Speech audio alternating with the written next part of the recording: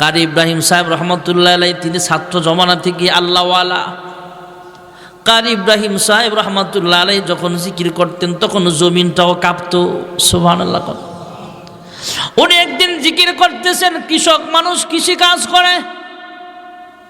কৃষকরা বলে আমরা লাঙ্গল দিয়ে চাষাবাদ করি, কাঁচি দিয়ে আমরা কাঁচি দিয়ে নিড়াই, ক্ষেত নিড়াইতেছি।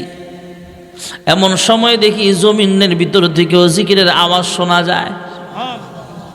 এক আল্লাহর ওলি কারি ইব্রাহিম সাহেব রহমাতুল্লাহ আলাইহির মুরিদ তিনি জাগ দিয়া বলে, আমি একদিন রাতের বেলায় তাহাজ্জুদের সময় হুজুরের সাথে দেখা করতে গেলাম। কোনো এক কারণে আমি তার বাড়িতে গেলাম, যাই হুজুরের সাথে দেখা করতে পারি নাই। তার কারণ হলো আমি তাকায় দেখি হুজুর যে রুমের ভিতরে বসে আল্লাহর জিকির করতেছেন, ওই রুমের চতুর্পার্শ্বে হাজার হাজার সাপ আল্লাহর জিকির করতেছে। আল্লাহ আল্লাহ কে মুবারক নাম হ্যায়, अल्लाह अल्लाह का मुबारक नाम है, अल्लाह अल्लाह आशिकों का काम है, आशिकों का क्या मज़ा है, माशूकों से पहुँचियो शाखे गुल में क्या मज़ा है, बुलबुली से पूछियो। আমি তাকায় দেখি হাজার হাজার সাপ তারা জিকির করে। পরে হুজুর আমাকে জানাইলেন, রে তুমি যে সাপ দেখছো একটাও কোনো সাপ না, সবগুলো হলো মানুষ। যেমন আশরাফুল মাখলুকাত, মানুষের যেমন হিসাব হবে জিনেরও তো হিসাব হবে। আল্লাহ তাআলা কোরআনুল কারীমে বলেন, ওয়ামা খালাকুতুল জিন্না ওয়াল ইনসা ইল্লা লিয়াবুদুন।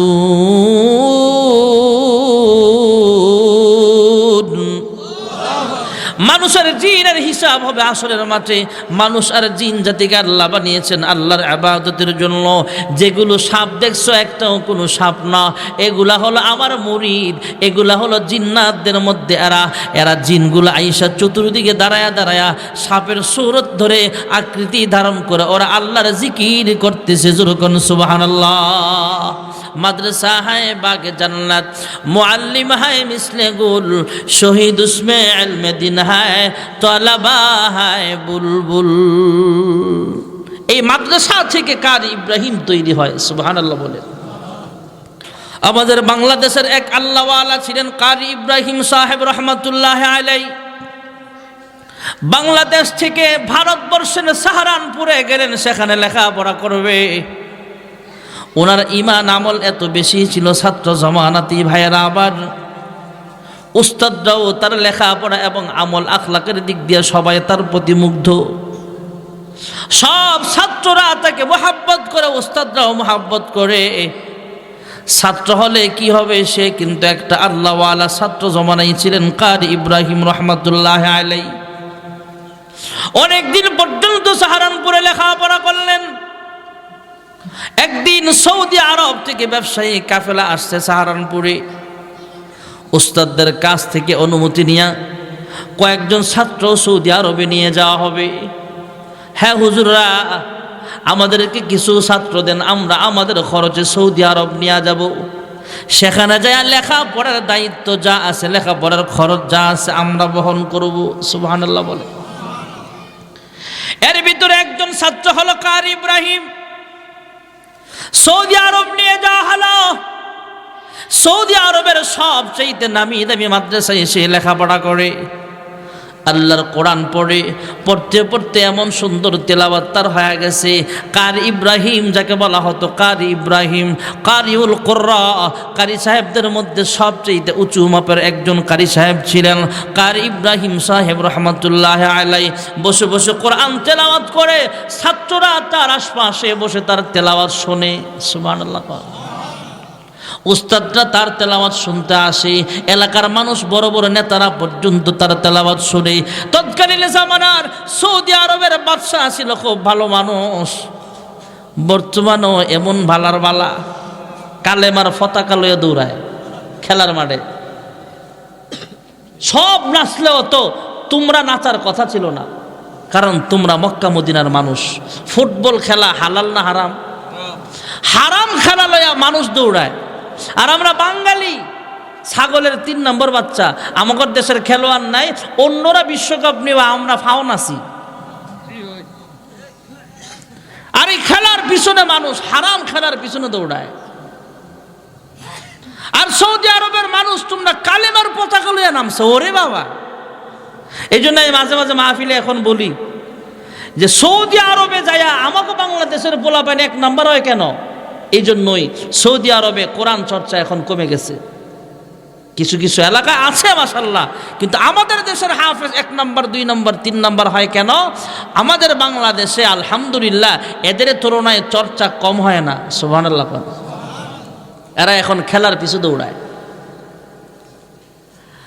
তৎকালীন জামানায় সৌদি রাজ পরিবার ছিল আল্লাহওয়ালা। রাজ পরিবারের লোকেরাও কারি ইব্রাহিমের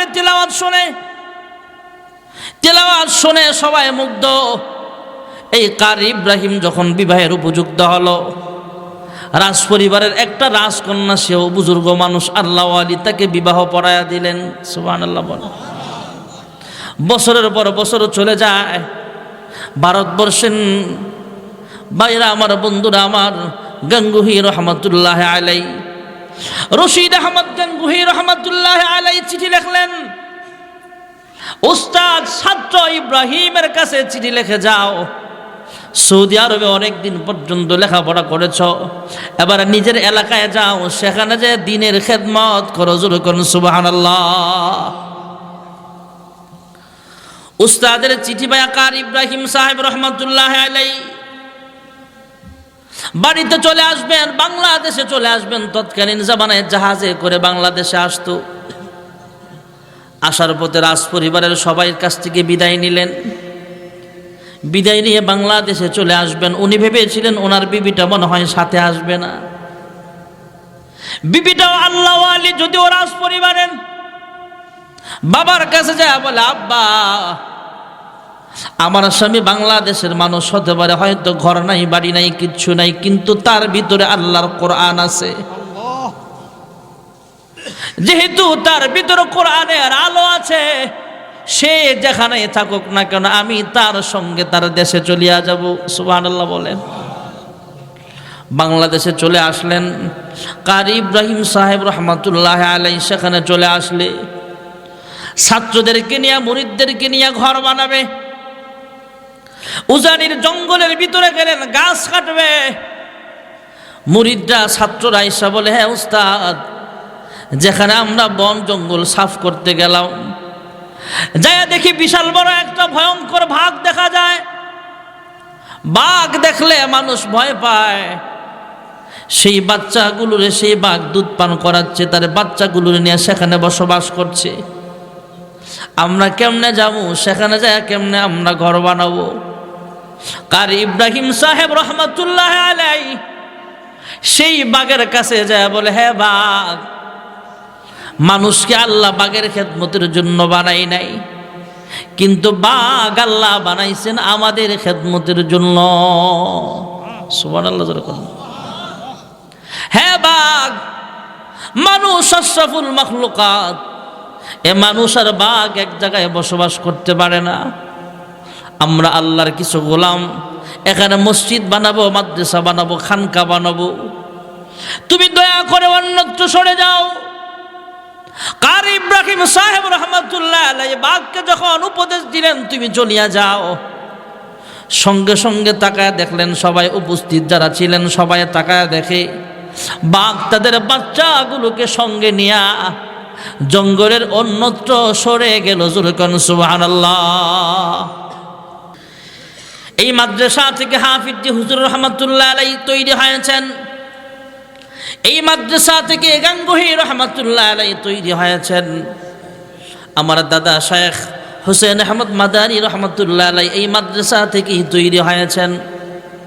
আমাদের বাংলাদেশের কুতুবুল আলম ফজলুল করিম রহমতুল্লাহ আলাইহি এই মাদ্রাসারই ছাত্র। আমাদের ভাইয়েরা, আমার হাফিজ হুজুর রহমতুল্লাহ আলাইহি মাদ্রাসার তৈরি একজন মানুষ। এই মাদ্রাসা যতদিন থাকবে ততদিন আল্লাহ ওয়ালাও থাকবে। জোরে কোন সুবহানাল্লাহ। তাবলীগের প্রতিষ্ঠাতা মাওলানা ইলিয়াস রহমাতুল্লাহ আলাইহি এই মাদ্রাসার তৈরি। সুবহানাল্লাহ বলেন। ভাইরা আমার, বন্ধুরা আমার, এই কোরআনের হেফাজত আল্লাহ এই ছাত্র দিয়া করাবেন। এই ছাত্রদের অন্তরে কোরআন ঢুকতেছে। হেফজখানার ছাত্ররা দেখবেন ঘন ঘন তেলাওয়াত করে, ঘন ঘন তেলাওয়াত করে। সুবহানাল্লাহ।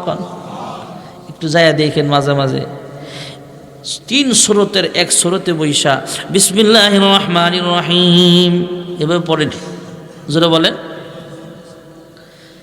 আপনারাও শুনতে পান। এটা হলো রমজানে খতমে তারাবি যদি পড়েন, আলহামদুলিল্লাহি রাব্বিল আলামিন আর রহমানির রহিম মালিক ইয়াউমিদ্দিন ইয়্যাকা না'বুদু ওয়া ইয়্যাকা নাস্তাঈন ইহদিনাস সিরাতাল মুস্তাকিম সিরাতাল লাযীনা আন'আমতা আলাইহিম গায়রিল মাগদুবি আলাইহিম ওয়ালাদ-দাল্লিন বিসমিল্লাহির রহমানির রহিম তাবারাকাল্লাযী বিয়াদিহিল মুলকু ওয়া হুয়া আলা কুল্লি শাইইন কাদির আল্লাযী খালাকাল মাউতা ওয়াল হায়াতা লিয়াবলুয়াকুম আইয়ুকুম আহসানু আমালা وهو العزيز الغفور الذي خلق 7 سماوات طباقا ما ترى في خلق الرحمن من تفاوت فارجع البصر هل ترى من فطور এমনে ঘন ঘন তিলাওয়াত জোরে করে আসনা নাই।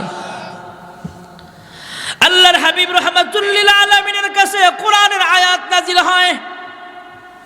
আল্লাহর হাবিব রাহমাতুল লিল আলামিনের কাছে নামাজের মধ্যে মাঝে মাঝে ওহী নাজিল হতো। ভাইরা আমার, তথা আল্লাহর হাবিব যখন ঘুমায়া থাকতেন তখন ওহী নাজিল হতো। আল্লাহর হাবিব নামাজের মধ্যে আল্লাহর কালাম তেলাওয়াত করে সারা রাত্র দাঁড়ায়া থাকে। সারা রাত্র শুধু আল্লাহর কুদরতি বায়ে সেজদা দেয়। আল্লাহর হাবিবের ব্যাপারে আল্লাহ আয়াত নাজিল করে দিলেন, ইয়া আইয়ুহাল মুযাম্মিলু কুমিল লাইলা ইল্লা কলিলা। সুবহানাল্লাহ। কোন আল্লাহর হাবিবের কাছে কোরআনের আয়াত নাজিল হয়, হেফজখানা ছাত্রদের মতো ঘন ঘন তিলাওয়াত করে বিসমিল্লাহির রহমানির রহিম কুল হুয়াল্লাহু আহাদ আল্লাহুস সামাদ লাম ইয়ালিদ ওয়া লাম ইউলাদ ওয়া লাম ইয়াকুল লাহু কুফুয়ান আহাদ। ঘন ঘন তিলাওয়াত করে ঠোঁট লড়ায়া লড়ায়া মহান আল্লাহ রাব্বুল আলামিন কুদরতি আওয়াজ দিয়া বলে, লা তুহাররিক বিহি লিসানাকা লিতাআজালা বিহি ইন্না আলাইনা জামআহু ওয়া কুরআনা। আল্লাহ তাআলা জানায়া দিলেন, ওগো হাবিব আমার, আপনি ঠোঁট লড়ায়া লড়ায়া তেলাওয়াত করছেন কেন? এ আল্লাহ, অন্যান্য পয়গম্বরের কাছে কাগজ আকারে বই আকারে আপনি কিতাব অবতীর্ণ করেছেন, পৃষ্ঠা হারায়া যায় নাই, লেখাও মুছে যায় নাই। আমার কাছে তো আপনি কিতাব আকারে কোরআন পাঠান নাই। আমি যদি ঠোঁট লড়ায়া লড়ায়া ঘন ঘন তিলাওয়াত করে মুখস্থ না করি, তাহলে আমার উম্মত একটা আয়াত থেকে বঞ্চিত হয়ে যাবে। সুবহানাল্লাহ। আল্লাহ তাআলা জানায়া দিলেন, ওগো হাবিব আমার, ঘন ঘন তিলাওয়াত করে মুখস্থ করার দরকার নাই, ঠোঁট লড়ায়া লড়ায়া মুখস্থ করতে হবে না। এত কষ্ট আপনার করা লাগবে না। আমি আল্লাহ 30 পারা কোরআন নাজিল করতেছি এবং আপনার সিনার মধ্যে লেখা দেওয়ার দায়িত্বটাও আমি আল্লাহ আমার কুদরতি হাতে আমি আল্লাহ গ্রহণ করে নিলাম। আসমানি যত কিতাব আল্লাহ নাজিল করেছেন সবগুলো হলো কিতাবুল্লাহ, আর একমাত্র কোরআন যেটা কালামুল্লাহ। সুবহানাল্লাহ বলেন। মহান আল্লাহ রাব্বুল আলামিন আসমান থেকে কিতাব আকারে হযরত জিবরাইল আলাইহিস সালামের মাধ্যমে পাঠিয়েছেন। সহিফায়ে আদম আসমান থেকে কাগজে লেখা মহান আল্লাহ রাব্বুল আলামিন কিতাব আকারে বাইন্ডিং করে জিবরাইলের মাধ্যমে পাঠায়া দিলেন। জিবরাইল আমিন সহিফাটা নিয়ে, কিতাবটা নিয়ে বাবা আদমের কাছে পৌঁছিয়া গেলেন। হে বাবা আদম, আল্লাহর পক্ষ থেকে কিতাব দেওয়া হয়েছে, পৃষ্ঠা উল্টা উল্টা মানুষগুলোকে আল্লাহর পথে দাওয়াত দিতে থাকেন। মহান আল্লাহ রাব্বুল আলামিন সুহাইফায়ে শীষ আসমান থেকে কিতাব আকারে আল্লাহ তাআলা নাজিল করেছেন। আসমানি প্রসিদ্ধ 4খানা কিতাবের মধ্যে একটা কিতাব হলো তাওরাত শরীফ। তাওরাত শরীফটাও মহান আল্লাহ আসমান থেকে কিতাব আকারে জিবরাইল আমিনের মাধ্যমে নাজিল করেছেন। হযরত জিবরাইল আলাইহিস সালাতু ওয়াস সালাম হযরতে মূসা আলাইহিস সালামের কাছে তাওরাত শরীফটা পৌঁছিয়া দেয়া বলে, হে মূসা পয়গম্বর, পৃষ্ঠা উল্টায় উল্টায় উম্মতদেরকে বিধানগুলো শোনায় দেন। জোরে কোন সুবহানাল্লাহ। মহান আল্লাহ রাব্বুল আলামিন আসমান থেকে জাবুর কিতাবটাও নাজিল করে দিয়েছেন। হযরতে জিবরাইল আমিনের মাধ্যমে হযরত দাউদ পয়গম্বরের কাছে কিতাবটা পাঠায়া দিলেন। হে পয়গম্বর দাউদ, আল্লাহ তাআলা আপনার জন্য কিতাব নাজিল করেছেন, পৃষ্ঠা উল্টায় উল্টায় আপনার উম্মতদেরকে বিধানগুলো শোনায়া দেন। আল্লাহ রাব্বুল আলামিন ইনজিল শরীফটাও নাজিল করেছেন। আসমান থেকে বাইন্ডিং করে কিতাব আকার হযরত ঈসা রূহুল্লাহ আলাইহিস সালামের কাছে আল্লাহ অবতীর্ণ করেছেন। কিন্তু কোরআনুল কারীম ভাইরা আমার কিতাব আকারে পাঠায় নাই। 23 বছরের নবুয়তির জিন্দেগিতে এই 30 পারা কোরআন আল্লাহর হাবিবের সিনার উপরে আল্লাহ নাজিল করেছে। জোরে কোন সুবহানাল্লাহ। আমার আপনার নবী বিশ্ব নবী রাহমাতুল লিল আলামিনের বয়স যখন 35 বছর, আল্লাহর হাবিব রাহমাতুল লিল আলামিন আম্মা জান খাদিজাতুল কুবরা রাদিয়াল্লাহু তাআলা আনহার সাথে একটা ঘটনা ঘটে গেল। আম্মা জান খাদিজা রাদিয়াল্লাহু তাআলা আনহা একদিন আল্লাহর হাবিবকে জিজ্ঞেস করে, ও আমার প্রাণের স্বামী গো, আল্লাহর হাবিবকে আম্মা জান আবুল কাসেম বলে ডাকতেন। জোরে কোন সুবহানাল্লাহ। আবুল কাসেম মানে কাসেমের বাপ। আল্লাহর নবীর একটা শিশু সন্তান আল্লাহ দিয়েছিলেন, ছেলে বাচ্চা। এই ছেলে সন্তানটা শিশু অবস্থায় আল্লাহ নিয়ে গেছেন, নাম ছিল আনাস। আল্লাহর হাবিবকে মা খাদিজা কখনো নাম ধরে রাখতেন না। আল্লাহর হাবিবকে আম্মা জান খাদিজা বলতেন আবুল কাসেম। সুবহানাল্লাহ কন্যা। আমাদের সমাজের অনেক ভদ্র ফ্যামিলির মহিলারা আছে, সরাসরি স্বামীকে নাম বলে ডাক দেয় না। স্বামীও মাঝে মাঝে মোহাব্বতের সাথে ভিন্ন কথা, কাহারও সামনে ডাক দিতে গেলে বউয়ের নাম লইয়া ডাক দেয় না, বাচ্চার মা বলে ডাক দেয়। এমন আদব আছে না এই সমাজে? কিন্তু বর্তমান ডিজিটাল যুগে উল্টাপাল্টা হয়ে যায় মাঝে মাঝে।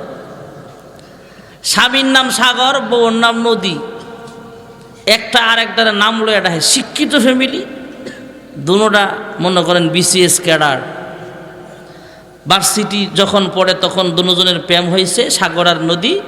বিয়া শাদী হয়েছে, বিয়ার পরও একজন আরেকজনটা তুমি কইরা ডাকে, মাঝে মাঝে নাম লইয়া ডাকে। এমন ফ্যামিলি সমাজে নাই?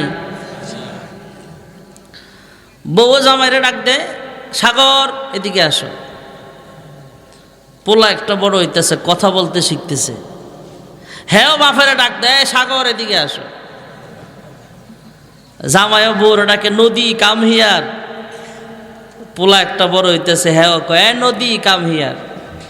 এমন আছে না নাই? বড় শিক্ষিত ফ্যামিলি তো, রাতের বেলা জামাইয়ের বউ পরামর্শ করে, কিরে আমরা পোলা জন্ম হইল আমাদের কাছে, এই পোলা আমগরে নাম লয়ে ডাকে, কি ব্যাপার, আমাদের ভিতরে কি সমস্যাটা দেখতে হবে। দুইজন গবেষণা করতেছে। বউ ডাক দিয়া কয়, কি গবেষণা করবা, আমরাই তো নাম লয়ে ডাকি। জামাই কয়, হ্যাঁ ঠিকই তো, আমি তো তোমারে নদী বইলা ডাক দেই, সে এটা শুই না তোমারে নদী কয়। আর তুমিও তো আমারে সাগর বইলা ডাক দাও, পোলায় শুই না আমারে সাগর সাগর কয়। কি করা যায়? তো মায়া গোসিকন বুদ্ধি তো, মহিলা ডাক দিয়া কয়, একটা কাম করো, পোলারে তো আব্বা আম্মা ডাক শিখাই তুইব, আজকে তা আমি তোমার ডাকবো আব্বা, তুমি আমার ডাকবা আম্মা। এমন উল্টা পাল্টা সমাজে আছে না নাই? কিন্তু আল্লাহর হাবিবকে আম্মা জান খাদিজা কখনো নাম বলে ডাকতেন না। এখনো বুড়া হয়ে গেছে এই সমস্ত দাদার যে দাদি আছে যারা, এরা নাম লয়ে ডাকে না। এরা আগের মানুষ, অনেক ভালো মানুষ ছিল। স্বামী আর স্ত্রী এমন মোহাব্বত, স্বামী কৃষি কাজ করে সন্ধ্যাবেলায় আসলে তারপরে স্বামী স্ত্রী একসাথে খাবে। মহিলা ঘরের ভিতরে একা একা খানা খায় না, আমার স্বামী যখন কাজ করে আসবে তখন খানা খামু, এমন ছিল কি ছিল না? এখনো কিছু মহিলা এমন আছে, আমাদের গ্রামের ভাষায় বলে আগ ভাত, প্রথম ভাতটা অন্তত স্বামীর জন্য আলাদা রাইখা দেয়, চামচ দিয়া প্রথম ভাতটা উঠায় রাখে, স্বামী যদি আসতে দেরি হয়। এমন আছে না নাই সমাজে?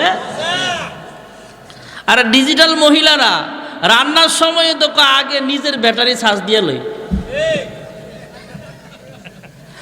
আম্মা জান খাদিজা রাদিয়াল্লাহু তাআলা আনহা কখনো নাম বলে ডাকতেন না, ইয়া আবুল কাসেম বলে ডাক দিতেন। আম্মা জান খাদিজা ডাক দেয়া বলে, ও আমার প্রাণের স্বামী গো, হে আবুল কাসেম। তখনও আল্লাহর হাবিব নবুয়তি পায় নাই। মানুষ শুধু মুহাম্মদ ইবনে আব্দুল্লাহ বলে সবাই জানে, সবাই চিনে। মক্কার মধ্যে সবচাইতে একজন ভালো মানুষ মুহাম্মদ ইবনে আব্দুল্লাহ, সবাই তার নাম জানে, সবাই তাকে চিনে। কোনো সমস্যা হলে তার কাছে যায় সমাধানের জন্য। এক সমস্যায় পড়ে গেলেন, আরবের মানুষগুলো একটা সমস্যায় পড়ে গেল। আল্লাহর হাবিবের বয়স যখন ৩৫ বছর, ভাইয়েরা আমার, মক্কাতুল মুকাররমার দেওয়াল ভেঙ্গে, পুরাতন দেওয়াল ভেঙ্গে নতুন করে সংস্কারের কাজ করা হবে। হুজুরের চেয়ারটা দেন না, চেয়ারটা দেন হুজুর। না না, খারাপ দেখা যায়, খারাপ দেখা যায়, আপনি বল। আরো সামনে দাও, মাশাআল্লাহ, আর একটু পিছনে বলেন আপনি। আলেমের সম্মান আছে না, আমরা না দিলে কি হবে? আল্লাহ তো সম্মান বাড়ায় দিছে। হাসরের দিন নূরের মিম্বরে বসাবে ওলামায়ে কেরামদেরকে, সুবহানাল্লাহ। আল্লাহর হাবিবের বয়স মাত্র ৩৫, এখনো মুহাম্মাদুর রাসূলুল্লাহ হয় নাই। সবাই মুহাম্মদ ইবনে আব্দুল্লাহ বলে জানে। আরবের মধ্যে মক্কাতুল মুকাররমা একটা পুরাতন মসজিদ, দেওয়ালগুলো পুরান হয়ে গেছে। এই দেওয়ালটা ভাঙ্গা নতুন করে নির্মাণ করা হবে। হজরে আসওয়াদ, যে পাথরে আমরা চুমা দেই, এই জান্নাতি পাথরটা সরায় রাখা হয়েছে কাজের সুবিধার্থে।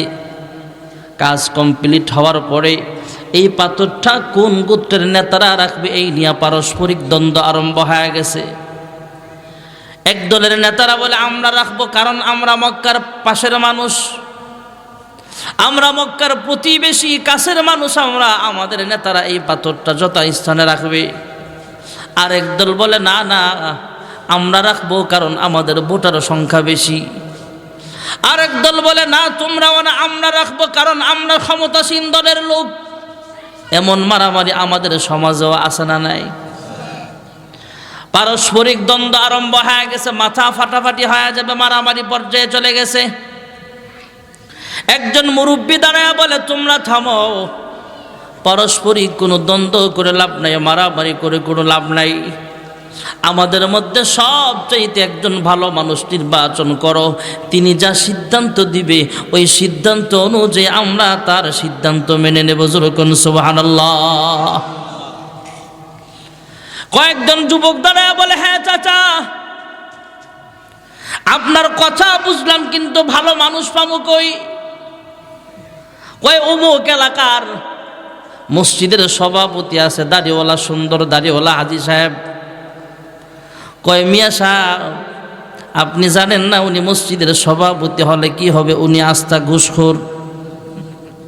এমন আছে না নাই? আরেকজন কয় তাইলে মসজিদের সভাপতি নয়, সেক্রেটারি রে দেন। কয় তো সুদখোর। এমন আছে না নাই? আপনার এলাকার সভাপতি সেক্রেটারি তো ভালো, এরকম নাম ধরে ধরে মুরব্বীদের বলতেছে, কয় সব খারাপ। কারে ভালো মানুষ মানবো আমরা? আর আমাদের সমাজের চিত্রটা তো এমনই হয়ে গেছে, নামাজের খবর নাই, পাঞ্জেগানা মুসল্লি, সবসময় মসজিদের খবর রাখে, মসজিদের কাজে আগায়া যায়, এমন লোককে আমরা কমিটিতে নেই না। কমিটি লইয়া নির্বাচন হয়, এমন আছে না নাই? ঢাকা শহরে কমিটি লইয়া মারামারি। আবার এই সমস্ত কমিটিরা মসজিদের ইমাম সাহেবের দিকে মাঝে মাঝে চোখ রাঙ্গায় তাকায়। হুজুরেনি সুদের বিরুদ্ধে কয়, হুজুরেনি ঘুষের বিরুদ্ধে কয়, এর বিপক্ষে বয়ান গেলেই জুমার পরে আন্দোলন, হুজুর খেদাও। এমন আছে না নাই? আর হক্কানি উলামায়ে কেরাম কাহারো চোখ রাঙ্গানিকে পরোয়া করে না, হক কথা বলেছে বলেই যাবে ইনশাআল্লাহ। ঠিক না বে ঠিক? কি হবে আলেম হয়ে ইমাম সেজে সমাজেতে, যদি পারো সত্য কথা উচ্চ স্বরে না বলিতে। ঠিক না বে ঠিক? চাকরির ভয় করো যদি, ছেড়ে দাও ওই না গদি। কি হবে ধোকা দিয়ে আল্লাহকে, কি হবে বেঁচে থেকে অযথা বিদ্যা শিখে, যদি না করতে পারি শোষণবিহীন সমাজটাকে, কি হবে বেঁচে থেকে। ঠিক না বে ঠিক? যুবকরা ডাক দেয়া কয়, হ্যাঁ চাচা, ভালো মানুষ কোথায় পাবো?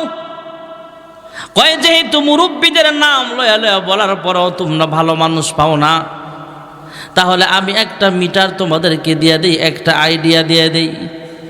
সকালবেলা সবাই মক্কায় আসবো, আয়েশা যদি যাকে আগে দেখবো মক্কায় ঢুকছে, যে সবার আগে মসজিদে হারামের সীমানায় প্রবেশ করবে, সেই হবে আমাদের মধ্যে সবচেয়ে ভালো মানুষ। যেরকম সুবহানাল্লাহ। এদিক দিয়ে মুহাম্মদ ইবনে আব্দুল্লাহর খবরও নাই, জানেও না।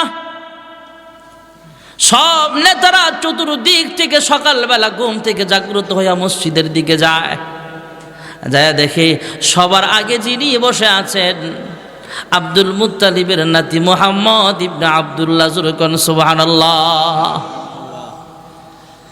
সব নেতারা মিলা, সব নেতারা জড়ো হয়ে একসাথে হয়ে মুহাম্মদের কাছে যায়, বলে, হ্যাঁ মুহাম্মদ, আমরা সবাই তোমার কাছে একটা পরামর্শ চাই। কি পরামর্শ?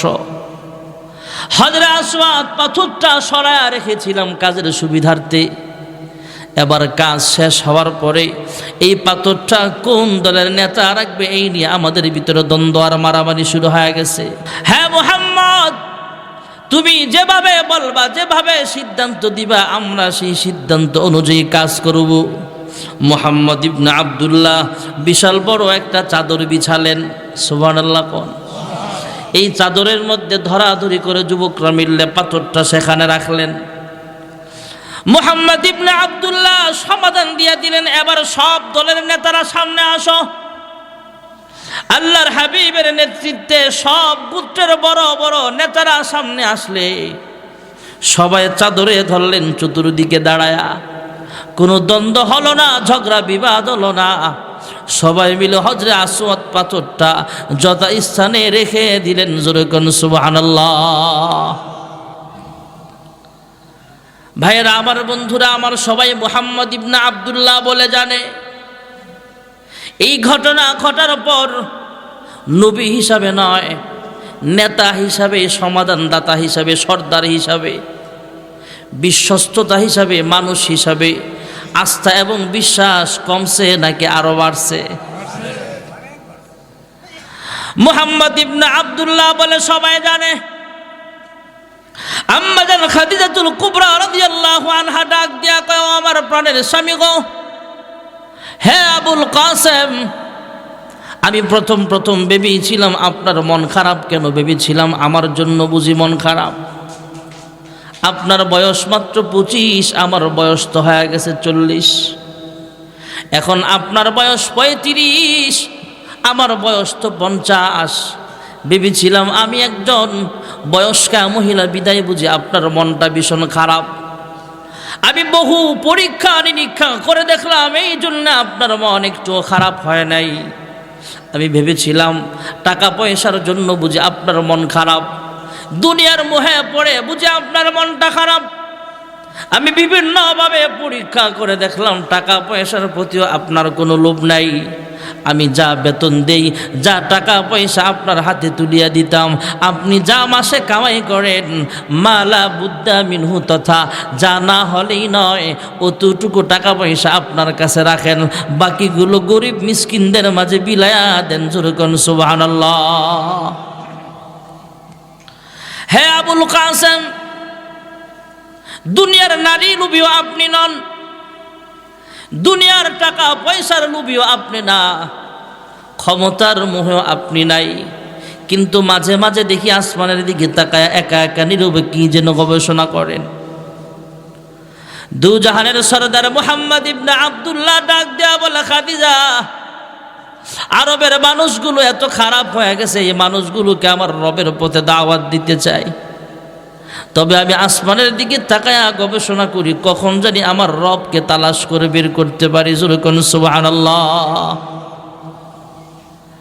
হ্যাঁ খাদিজা, ওই যে মক্কার পাশে উঁচা একটা পাহাড় দেখা যায় জাবালে নূর, আমার মন চায় সেই পাহাড়ের উপরে একা একা বসে থেকে বসে বসে রবের ধ্যানমগ্ন অবস্থায় সময় কাটায় দিতে।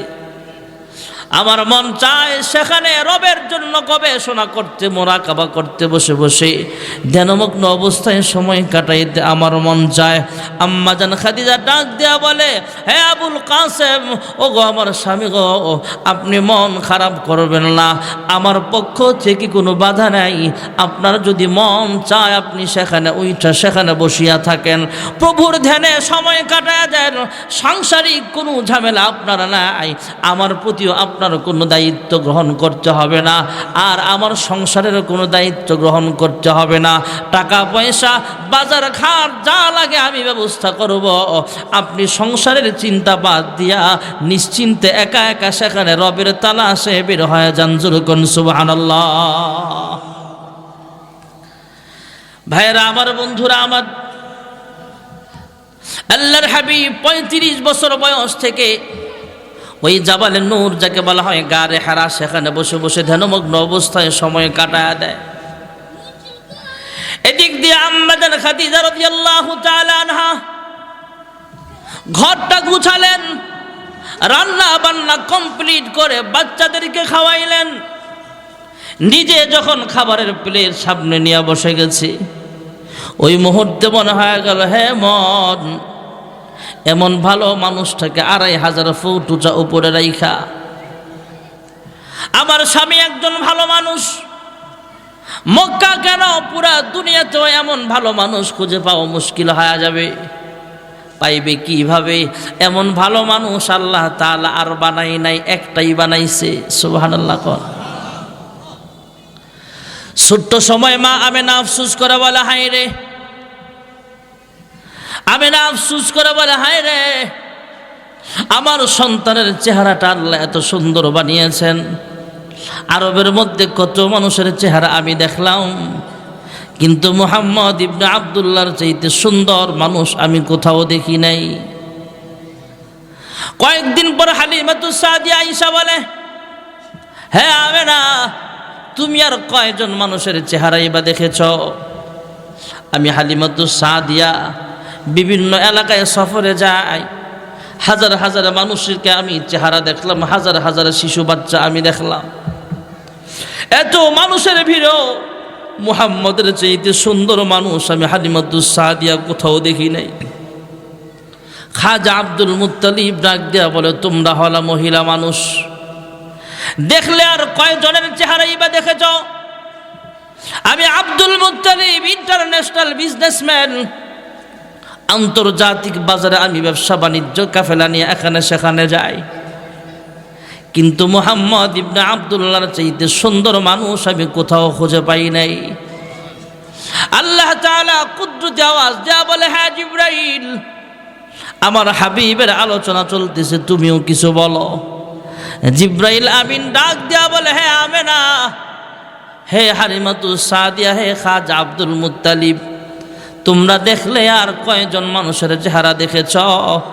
আমি জিবরাইল আদম হাওয়াকে জান্নাতে বসবাস করা অবস্থায়ও দেখেছিলাম। তোমরা আর কয়জনের চেহারা দেখেছ? নমরুদের আগুনে থেকে ইব্রাহিম খলিল যখন আল্লাহর জিকির করেছিলেন সেটাও আমি দেখেছিলাম। আমি জিবরাইল ইউসুফ পয়গম্বরকে কূপের ভিতরে নিরাপদে অবস্থান করতে দেখেছিলাম। আমি জিবরাইল মুসা পয়গম্বরকে তুর পাহাড়ে দাঁড়ায় মালিকের সাথে কথা বলতে দেখেছিলাম। আপনারা আর কয়জন মানুষের চেহারা দেখেছেন? আমি ঈসা রূহুল্লাহ আলাইহিস সালামকে সশরীরে আসমানে উঠিয়ে নিয়ে যেতে দেখেছিলাম। আপনারা আর কয়জনের চেহারা দেখেছেন? আমি লক্ষাধিক নবী রাসূল পয়গম্বরের চেহারা দেখলাম, অসংখ্য অগণিত মানুষের চেহারা আমি জিবরাইল দেখলাম।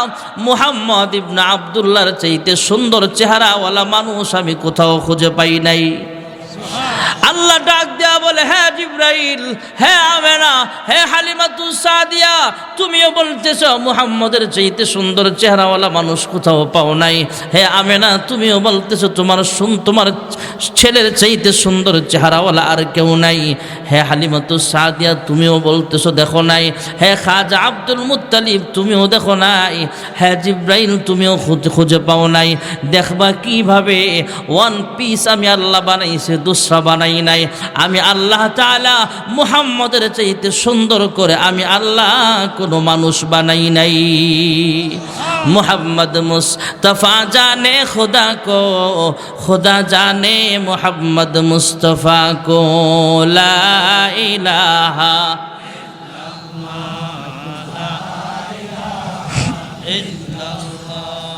লা ইলাহা লা ইলাহা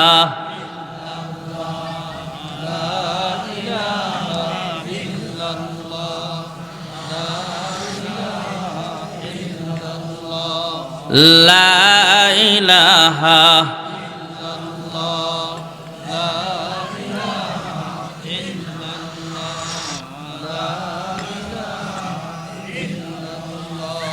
লা ইলাহা ইল্লাল্লাহ।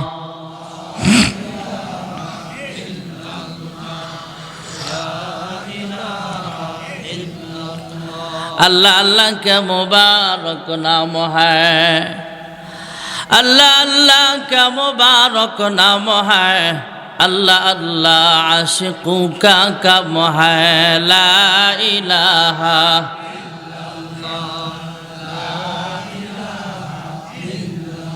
बॉक्स बंद करो ना, एक बार ऑफ ना कमा रखছে ওইটা আই অফ করে বন্ধ অফ করো।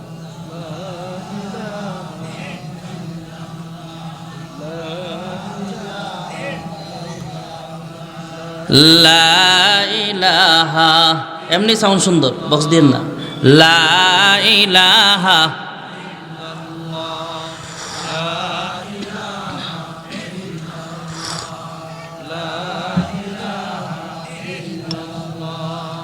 লা ইলাহা লা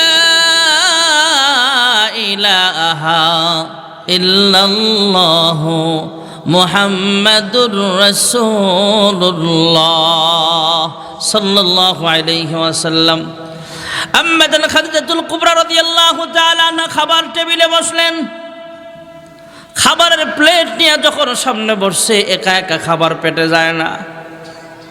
আম্মাজান খাদিজাতুল কুবরা রাদিয়াল্লাহু তাআলা আনহা ২৫০০ ফুট উঁচা পাহাড় জাবালে নূর, সেখানে আল্লাহর হাবিবের জন্য খাবার সরবরাহ করতেন। জোরকন সুবহানাল্লাহ। সমতল থেকে ২৫০০ ফুট উঁচা পাহাড়। আমাদের বাংলাদেশে একটা পাহাড়ে উঠেছিলাম, আলুর টিলা পাহাড়, খাগড়াছড়িতে। সমতল থেকে মাত্র ১৮০০ ফুট উঁচা পাহাড়। আর জাবালে নূর, সেই জাবাল হেরা, গারে হেরা, ওই পাহাড়ের উপরে ভাইরা, ওই পাহাড়টা হলো সমতল থেকে ২৫০০ ফুট উঁচা। আমাদের মতো ইয়াং জেনারেশনও যদি সেখানে উঠতে যায় তাহলেও ১ থেকে ১.৫ ঘন্টা সময় লেগে যায়। আল্লাহর হাবিব ধ্যান অমগ্ন অবস্থায় সময় কাটায়। বয়সটা যখন ৪০-এর কোটায় চলে আসছে, মহান আল্লাহ তাআলা জিবরাইল আমিনকে পাঠায়া দিলেন। জিবরাইল আমিন আইসা বলে, ইকরা ইয়া মুহাম্মদ। পয়গম্বর জবাব দেয়, মা আনা বিকারিন, আমি পড়ব না, আমি পড়তে জানি না।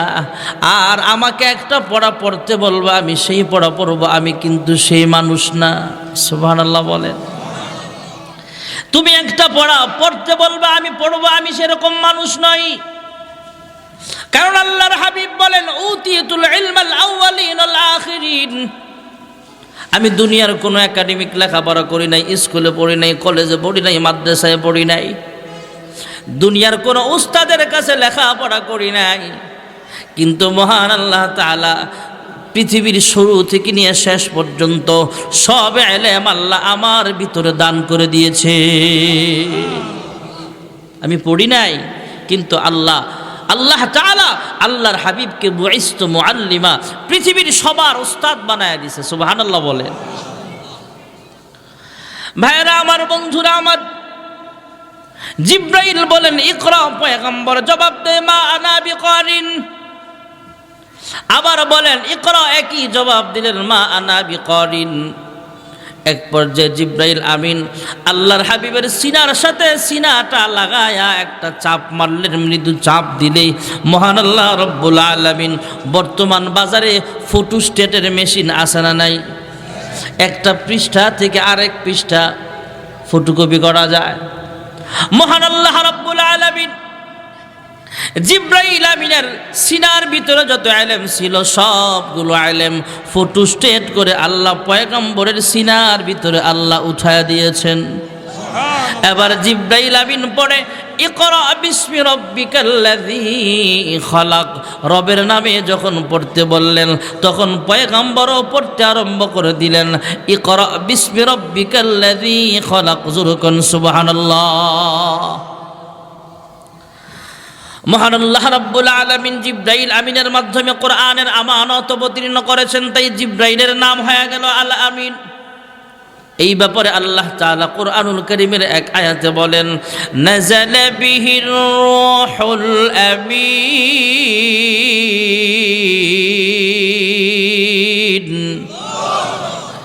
জিব্রাইলের নাম আল আমিন।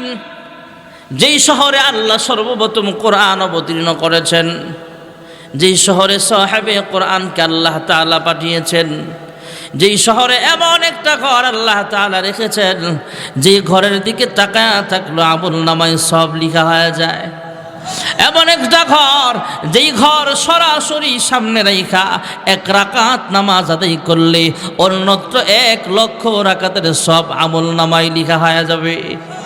এমন একটা ঘর যেখানে আছে, যেখানে আল্লাহর হাবিবকে আল্লাহ পাঠিয়েছেন, যেখানে কোরআন আল্লাহ সর্বপ্রথম নাজিল করেছেন, সেই শহরটার নামটাও আল আমিন। যুরকুন সুবহানাল্লাহ। والتين والزيتون وطور سينين وهذا البلد الأمين।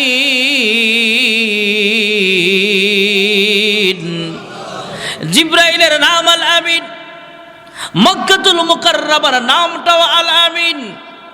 যেই নবীর কাছে সাহেবে কোরআন, যিনির কাছে আল্লাহ কোরআন অবতীর্ণ করেছেন, সেই নবীর নামটাও আল আমিন। যুরকুন সুবহানাল্লাহ।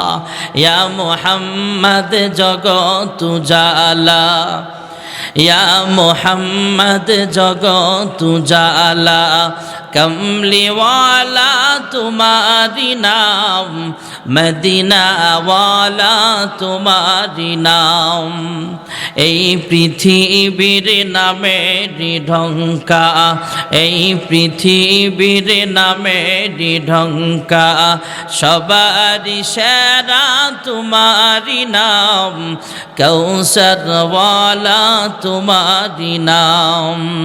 ফকির দরবেশ বাদশাগণের গলারি মালা তোমারি নাম, কমলিওয়ালা তোমারি নাম।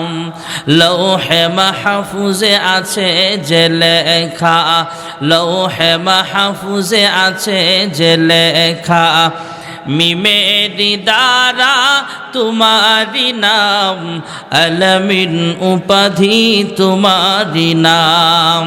লা ইলাহা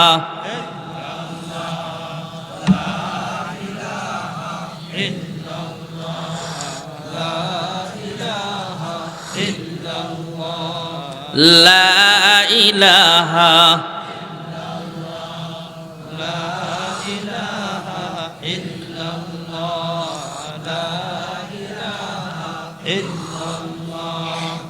লা ইলাহা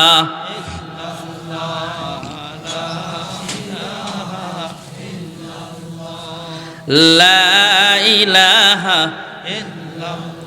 লা ইলাহা ইল্লাল্লাহ মুহাম্মাদুর রাসূলুল্লাহ সাল্লাল্লাহু আলাইহি ওয়াসাল্লাম। আল্লাহর হাবিব রাহমাতুল লিল আলামিন আনুষ্ঠানিকভাবে নবুয়ত পাওয়ার পর প্রাথমিক অবস্থায় ঘরোয়া পরিবেশে মানুষকে কালিমার দাওয়াত দেয়। ঘরের বিবি তথা আম্মা জান খাদিজাকে কালিমার দাওয়াত দিলেন। কারণ আগে ঘরের বউ, বিবি সাহেবার ভোটটা আগে লাগবে। আমাদের দেশে অনেক নেতা আছে, বউয়ের ভোটটাও হয় না, আছে না নাই? আল্লাহর হাবিব আম্মা জান খাদিজাতুল কুবরা রাদিয়াল্লাহু আনহাকে কালিমার দাওয়াত দিলেন। আর দেরি করলেন না, আম্মা জান খাদিজা কালিমা পড়ে মুসলমান হয়ে গেলেন। আল্লাহর হাবিব জানতে চাইলেন, হে খাদিজা, মানুষের কাছে যদি কালিমার দাওয়াত নিয়ে যায়, মানুষ আগে আমার নবুয়তির প্রমাণ চাইবে, প্রমাণ পাওয়ার পরে মুসলমান হবে কি না হবে চিন্তা ভাবনা করবে। কিন্তু তুমি কোনো চিন্তা ভাবনা করলে না, নবুয়তির প্রমাণটাও চাইলে না, এমনি কেমনে তুমি মুসলমান হয়ে গেলা?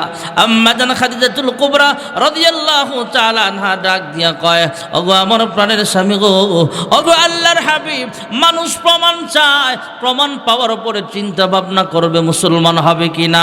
আর আমি খাদিজা বহু আগে থেকেই প্রমাণ নিয়ে বসে আছি, আপনি কখন বলবেন নবুয়তি লাভ করেছেন, আর আমি খাদিজা সঙ্গে সঙ্গে কালিমা পড়ে মুসলমান হয়ে যাব। আল্লাহর হাবিবকে আল্লাহ নবুয়তিও দান করেছেন, আল্লাহর কোরআনও নাজিল করেছেন। সুবহানাল্লাহ, সুবহানাল্লাহ। আল্লাহর হাবিব রাহমাতুল লিল আলামিনের কাছে বিভিন্ন ঘটনা পরিপ্রেক্ষিতে আল্লাহ কোরআন নাজিল করেন। আল্লাহর হাবিব রাহমাতুল লিল আলামিন মক্কাতুল মুকাররমায় যায়। যাওয়ার পথে নেতার বাড়ির পোলাপান ডাক দেয়া কয়, হে মুহাম্মদ কোথায় যাও? কয় মক্কাতুল মুকাররমায় যায় আল্লাহর কুদরতি পায়ে সাজদা দিতে।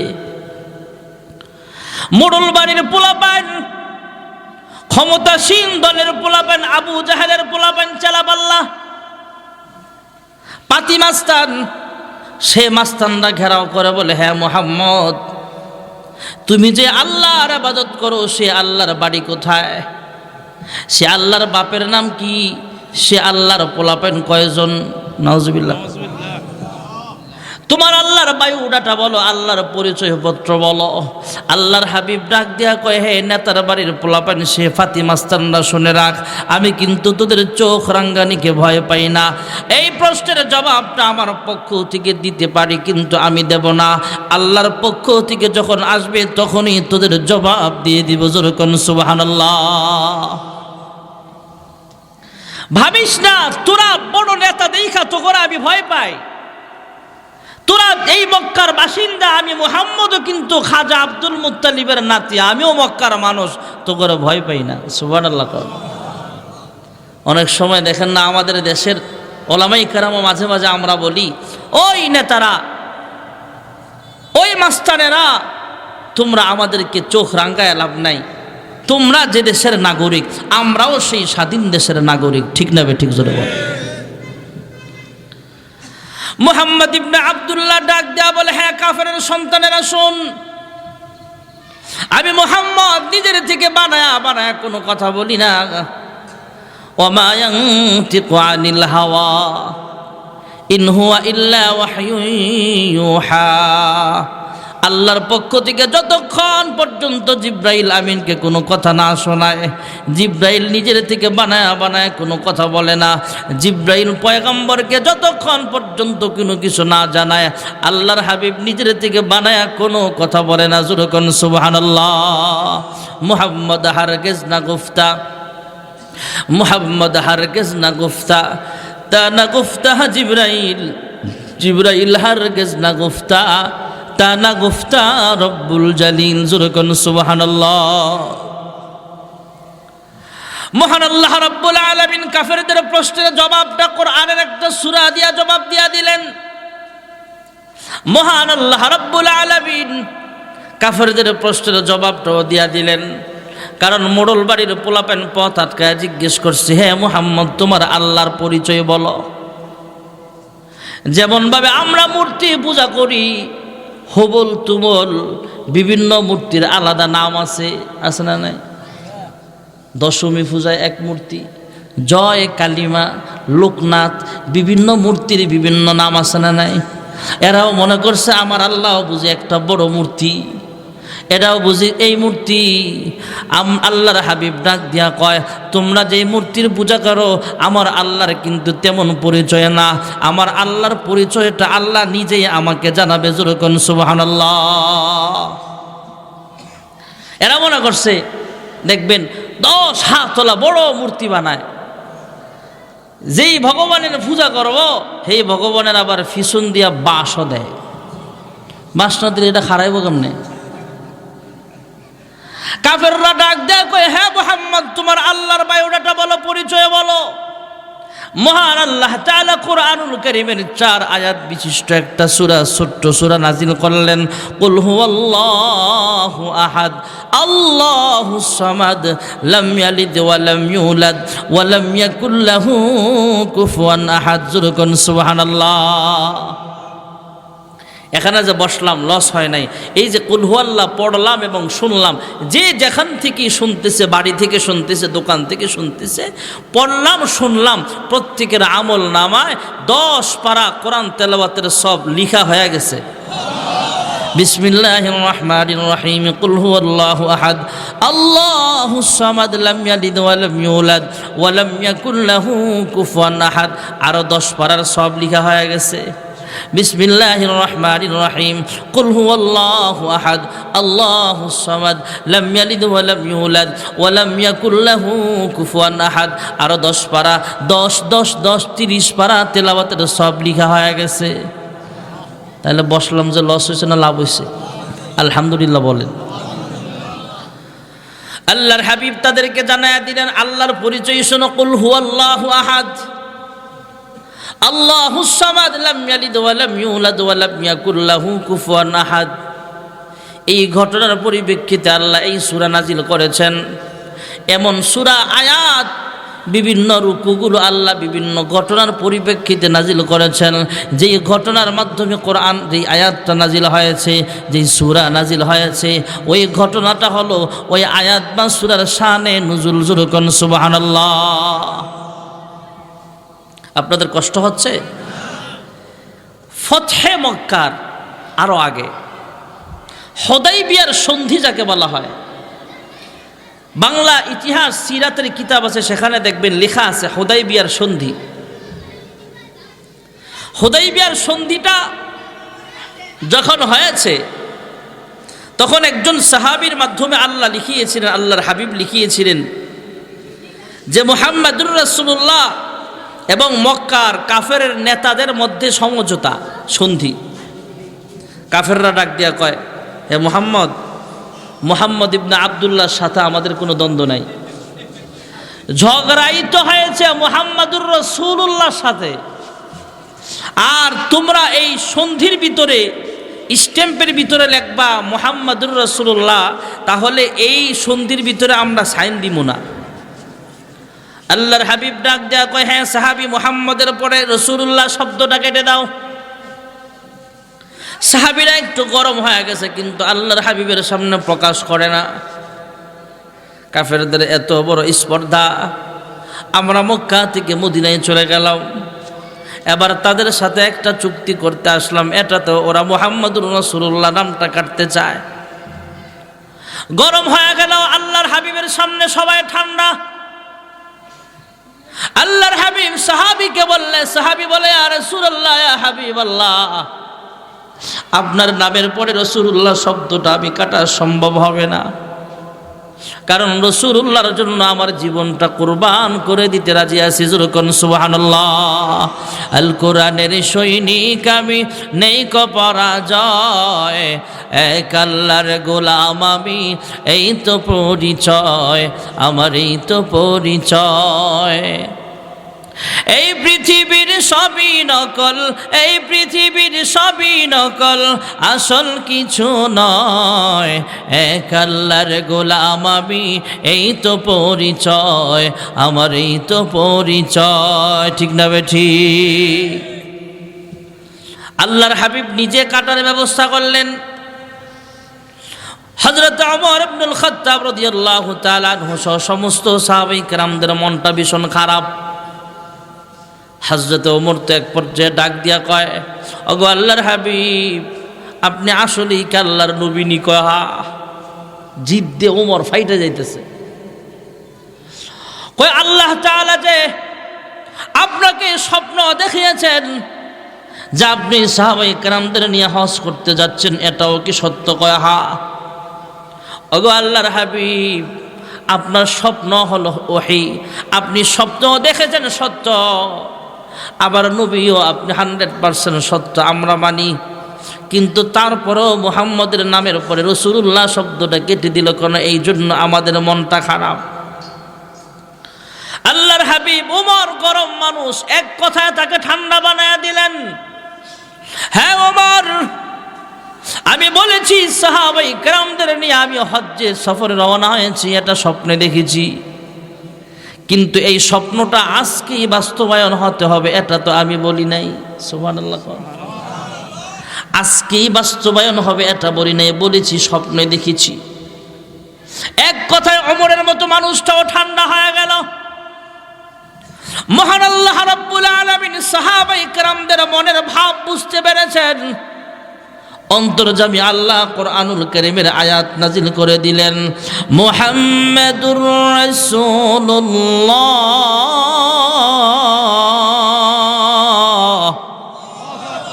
আল্লাহ তাআলা আয়াত নাজিল করে জানায়া দিলেন, ও সাহাবীরা, মন খারাপ কোনো কারণ নাই। হুদাইবিয়ার সন্ধির যেই কাগজখানা আছে, এটা হতে পারে 1 বছরের বা 10 বছরের মেয়াদ, আর কোরআনুল কারীম কিন্তু মেয়াদ উত্তীর্ণ হবে না। তোমাদের মনটা ভীষণ খারাপ হয়ে গেছে, আর আমি আল্লাহ তাআলা কিয়ামত পর্যন্ত নয়, ইহকাল পরকাল সারা জিন্দেগির জন্য, সব সময়ের জন্য মুহাম্মদ নামের পাশে রাসূলুল্লাহ লাগায়া আমি আল্লাহ কোরআনের আয়াত নাজিল করে দিলাম। জোরে কোন সুবহানাল্লাহ। তোমরা মন খারাপ করছো, রাসূলুল্লাহ কেন কাইটা দিল? আর এই ঘটনাটা এই আয়াতের শানে নুজুল, এইভাবে আল্লাহ কোরআনের 30 পারা কোরআন নাজিল করেছেন। জোরে কোন সুবহানাল্লাহ। কোরআনুল কারীম ছাড়াও 103 খানা কিতাব। এটা কি? ঘুমায়েন না, দোয়া হয়ে যাবে। এটার নাম কি? সবাই তো চিনেন। এটার নাম কি? এখনকার যুগের পোলাপাইন্ডে যদি আপনি এই মোবাইলটা কিনা দেন, নিব? ঢিল মেরে ফালাই দিব। বড়টা কই?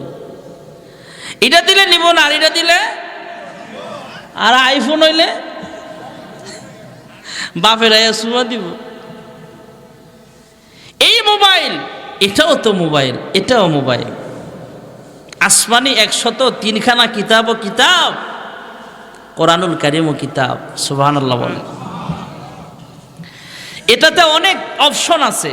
আমার ভাষা বুঝতে অসুবিধা হয় আপনাদের? আমি মনোহরদীতে অনেক আগে অনেক আসতাম, মনোহরদী, চালাকসর, সাগরদী, লাখপুর, আমি অনেক চিনি ওইদিকে, মনোহরদীর ওইদিকে। ওটা হলো আমার বয়ানের শুরুর জামানায়, 11, 12, 13, 14, 15 তখন আসতাম বেশি, এখন আসা হয় কম। এই মোবাইল যখন আবিষ্কার হয়েছে তখন ক্যালকুলেটর বেচা কমে গেছে, কারণ এটার ভিতরে ক্যালকুলেটর আছে। রেডিও, আগের মানুষ এমন বড় বড় রেডিও গলায় ঝুলাইয়া শুনতো, মাছ ধরতে যাইতো গলায় ঝুলায় রাখতো, রেডিও শুনতো, রাত্রে মাছ ধরতো আর রেডিও শুনতো, খবর শুনতো, অনুষ্ঠান শুনতো। এটা আবিষ্কার হয়ে যখন এটার ভিতরে রেডিও ঢুকছে তখন রেডিও আর বেচা কিনা হয় না।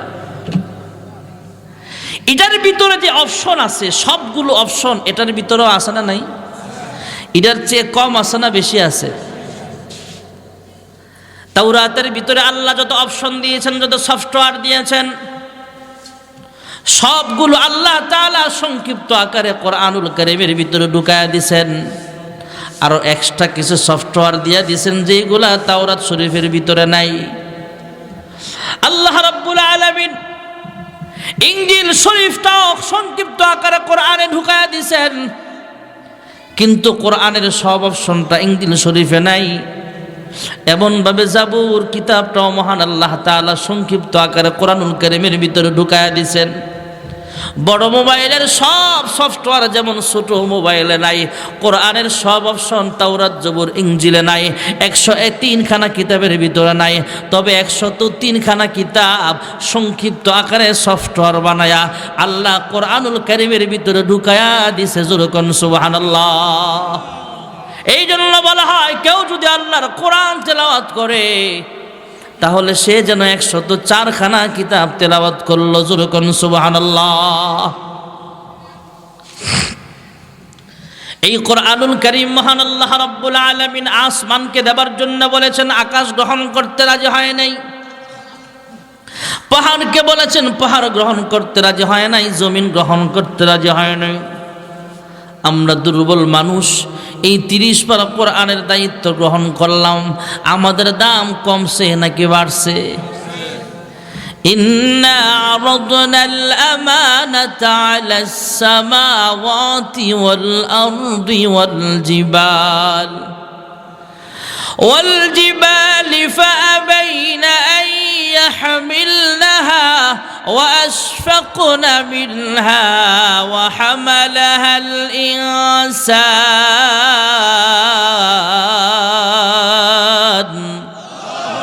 আসমান গ্রহণ করতে রাজি হয়নি, জমিন গ্রহণ করতে রাজি হয় নাই, পাহাড় গ্রহণ করতে রাজি হয় নাই।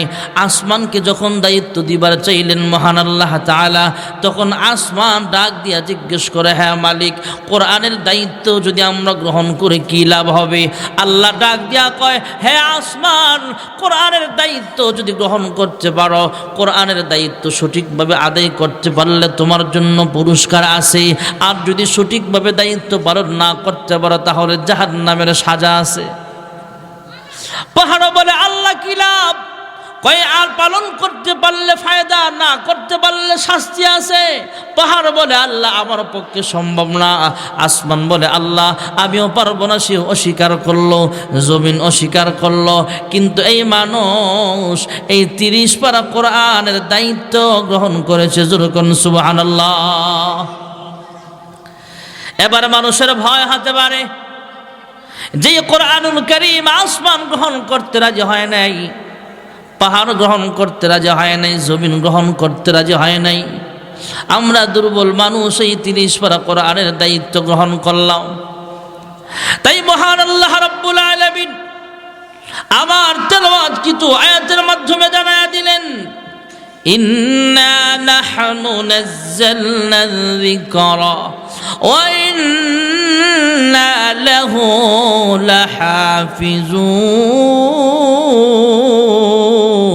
লাহাফিজুন। আল্লাহ তাআলা জানায় দিলেন, হ্যাঁ পৃথিবীর মানুষ, তোমাদের ভয় হতে পারে, চিন্তা হতে পারে, কোরআন আসমান গ্রহণ করতে রাজি হয় নাই, জমিন গ্রহণ করতে রাজি হয় নাই, আমরা গ্রহণ করলাম। এই কোরআনের হেফাজত আমরা কেমনে করব? তাই আল্লাহ তাআলা জানায়া দিলেন, হ্যাঁ মানুষ, তোমাদের ভয়ের কোনো কারণ নাই, চিন্তার কোনো কারণ নাই, পেরেশান হবার কোনো কারণ নাই। আমি আল্লাহ তাআলা 30 পারা কোরআন নাজিল করতেছি এবং কিয়ামত পর্যন্ত এই কোরআনের হেফাজতের দায়িত্বটাও আমি আল্লাহ তাআলা আমার কুদরতি হাতে গ্রহণ করে নিলাম। কোরআনুল কারীমের হেফাজত কে করবে? আল্লাহ। জোরে বলেন। এই লাইটের একটা সুইচ আছে, আপনি সারাদিন যদি ফুঁক দেন লাইট নিববে না। গ্রামের বিয়ে এসে শহরে বেড়াইতো, তো শহরের বিল্ডিংয়ে যখন থাকতে দিছে, এই ব্যক্তি কোনোদিন ইলেকট্রিক লাইট দেখে নাই। রাত্রে যখন ঘুমাইব এক রুমে দিয়া সবাই চলে গেছে, এ লাইট নিবাইবার লেগে ফু দেয়। ফু দিলে লাইট নিববে? জোরে বলেন। যখন নিবে না, কিরে গ্রামে তো ফু দিয়া 2-3 কুফি নিবাইলাই, কুফি ছিলেন তো, এটা নিবে না কা? উপরে তো লাগল পায় না, হ্যাঁ দাঁড়াইছে, দাঁড়ায় তাও নিবে না। চেয়ারও নাই যে চেয়ারে উঠা নিবাইব, এবার লাফায় আর ফুয়ায়। আপনারা কি করেন? লাফাইলেও কি নিববো এটা? সকালবেলা ফজরের সময় বিয়াইয়া ডাক দিছে মেজবান বাড়িওয়ালা, বিয়াই কি হয়েছে? আরে সারা রাত লাইটের লেগে ঘুমাইতারি না। কয় কি হয়েছে? কয় লাইট নিবানির লাগে সারা রাত ব্যয় করলাম, ঘুমায় নাই। গ্রামে এক ফু দিয়া 10 কুফি নিবাইলাই, আর এটা সারা রাত ফুয়াইলাম নিবলই না। বিয়াই এটা গ্রামে কুপি পাইছ, এটা একটা সুইচ আছে, এই যে এটা সুইচটা উপরের দিকে উঠাইলে নিবা যাব। দুনিয়ার সমস্ত ইহুদি খ্রিস্টানরা মিলেও, দুনিয়ার সব নাস্তিকরা মিলেও লিউতফিউ নূরাল্লাহি বিআফওয়াহিহিম, তাদের ফুৎকার দিয়া, তাদের ফু দিয়া বন্ধ করতে চায় কোরআনের লাইট, কোরআনের আলোকে, কিন্তু কিয়ামত পর্যন্ত ফুক দিতে পারবা। এটার একটা সুইচ আছে, সুইচটা দুনিয়াতে নাই, এই সুইচটা হলো আল্লাহর হাতে। জোরে কোন সুবহানাল্লাহ। মাদ্রাসায় একটা কিতাব পড়ায়, কিতাবখানায়, নুরুল আনোয়ার।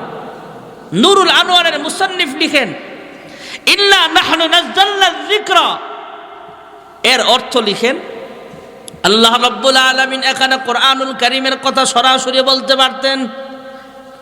আমার তেলাওয়াতকৃত আয়াতের মধ্যে আল্লাহ বলতে পারতেন ইন্না নাহনু নাযালনাল কোরআন, আল্লাহ সেটা বলে নাই। বলতে পারতেন ইন্না নাহনু নাযালনাল ফুরকান, সেটাও বলে নাই। আল্লাহ জিকির বলেছেন, জিকিরের অর্থ লিখেছেন মুসান্নিফ, লিখেছেন নুরুল আনোয়ারের মুসান্নিফ রাহমাতুল্লাহ আলাইহি লিখেন ইন্না নাহনু নাযালনা জিকির শব্দ অর্থ হলো লফজ এবং মানা। কোরআনুল কারীমের শব্দেরও হেফাজত আল্লাহ করবেন, কিয়ামত পর্যন্ত অর্থেরও হেফাজত করবে। জোরে কোন সুবহানাল্লাহ। আলহামদুলিল্লাহি রাব্বিল আলামিন, বিসমিল্লাহির রহমানির রহিম, পরম করুণাময় দয়ালু আল্লাহর নামে শুরু করলাম, এটা হলো অর্থ। সুবহানাল্লাহ। আলহামদুলিল্লাহি রাব্বিল আলামিন, রব্বুল আলামিন যে আল্লাহ, সে আল্লাহর জন্য সমস্ত প্রশংসা। আগেরটা হলো আরবি, এটা হলো অর্থ। আল্লাহ কোরআনের শব্দেরও হেফাজত করবে, অর্থেরও হেফাজত করবে। সুবহানাল্লাহ বলে। আমি যদি আলহামদুলিল্লাহি রাব্বিল আলামিনের জায়গায় বলি আলহামদুলিল্লাহি রাব্বির রহিম, তাহলে আমারে ভুল ধরার মতো হাফেজ কোরআন এই মাদ্রাসায় আছে না নাই?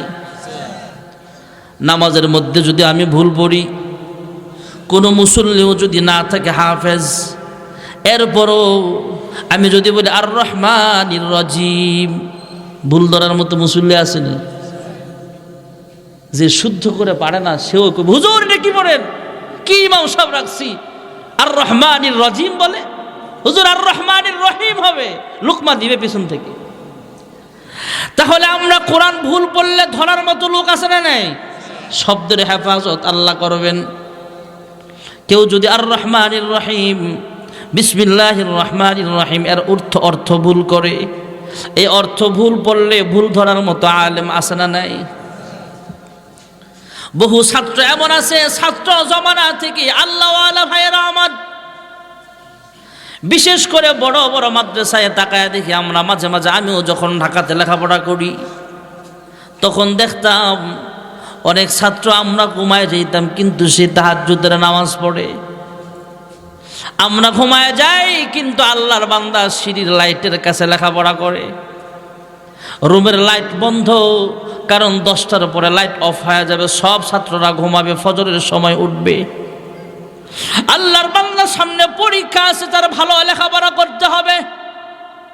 তাই সিঁড়ির পাশে, যে সিঁড়ির নিচে একটা লাইট আছে, সেখানে বসে বসে সে আল্লাহর কালাম তেলাওয়াত করে, কোরআন হাদিস গবেষণা করে, কিতাব মোতালা করে, সামনে পরীক্ষার প্রস্তুতি নেয়। এমন আছে না নাই? এমন একজন আল্লাহওয়ালার নাম আপনাদেরকে না বললেই নয়। আমাদের বাংলাদেশের এক আল্লাহওয়ালা ছিলেন কারি ইব্রাহিম সাহেব রহমাতুল্লাহ আলাইহি। বাংলাদেশ থেকে ভারতবর্ষের সাহারানপুরে গেলেন, সেখানে লেখাপড়া করবে। ওনার ঈমান আমল এত বেশি ছিল, ছাত্র জমানাতি ভাইয়েরা আবার উস্তাদরাও তার লেখাপড়া এবং আমল আখলাকের দিক দিয়ে সবাই তার প্রতি মুগ্ধ। সব ছাত্ররা তাকে মোহাব্বত করে, উস্তাদরাও মোহাব্বত করে। ছাত্র হলে কি হবে, সে কিন্তু একটা আল্লাহওয়ালা ছাত্র জমানাই ছিলেন কারি ইব্রাহিম রহমাতুল্লাহ আলাইহি। অনেকদিন পর্যন্ত সাহারানপুরে লেখাপড়া করলেন। একদিন সৌদি আরব থেকে ব্যবসায়ী কাফেলা আসছে সাহারানপুরে। উস্তাদদের কাছ থেকে অনুমতি নিয়ে কয়েকজন ছাত্র সৌদি আরবে নিয়ে যাওয়া হবে। হ্যাঁ হুজুররা, আমাদেরকে কিছু ছাত্র দেন, আমরা আমাদের খরচে সৌদি আরব নিয়ে যাব, সেখানে যায় লেখাপড়ার দায়িত্ব যা আছে, লেখাপড়ার খরচ যা আছে আমরা বহন করব। সুবহানাল্লাহ বলে। এর ভিতরে একজন ছাত্র হলো কারি ইব্রাহিম। সৌদি আরব নিয়ে যাওয়া হলো। সৌদি আরবের সবচেয়ে নামি দামি মাদ্রাসায় এসে লেখাপড়া করে, আল্লাহর কোরআন পড়ে, পড়তে পড়তে এমন সুন্দর তেলাওয়াত তার হয়ে গেছে। কারি ইব্রাহিম যাকে বলা হতো কারি ইব্রাহিম, কারিউল কুররা, কারি সাহেবদের মধ্যে সবচেয়ে উঁচু মাপের একজন কারি সাহেব ছিলেন কারি ইব্রাহিম সাহেব রহমাতুল্লাহ আলাই। বসে বসে কোরআন তেলাওয়াত করে, ছাত্ররা তার আশপাশে বসে তার তেলাওয়াত শোনে। সুবহানাল্লাহ। উস্তাদরা তার তেলাওয়াত শুনতে আসে, এলাকার মানুষ বড় বড় নেতারা পর্যন্ত তার তেলাওয়াত শুনে। তৎকালীন জামানার সৌদি আরবের বাদশাহ ছিল খুব ভালো মানুষ। বর্তমানও এমন ভালার বালা, কালেমার পতাকা লয়ে দৌড়ায় খেলার মাঠে। সব নাচলেও তো তোমরা নাচার কথা ছিল না, কারণ তোমরা মক্কা মদিনার মানুষ। ফুটবল খেলা হালাল না হারাম? হারাম খেলা লয়া মানুষ দৌড়ায়। আর আমরা বাঙালি ছাগলের 3 নম্বর বাচ্চা, আমাদের দেশের খেলোয়াড় নাই, অন্যরা বিশ্বকাপ নিবা, আমরা ফাউন আছি। আর এই খেলার পিছনে মানুষ হারাম খেলার পিছনে দৌড়ায়। আর সৌদি আরবের মানুষ তোমরা কালেমার পতাকা লইয়া নামছো। ওরে বাবা! এই জন্য আমি মাঝে মাঝে মাহফিলে এখন বলি যে সৌদি আরবে যাইয়া আমাকে বাংলাদেশের পোলাপান 1 নম্বর হয় কেন? এই জন্যই সৌদি আরবে কোরআন চর্চা এখন কমে গেছে।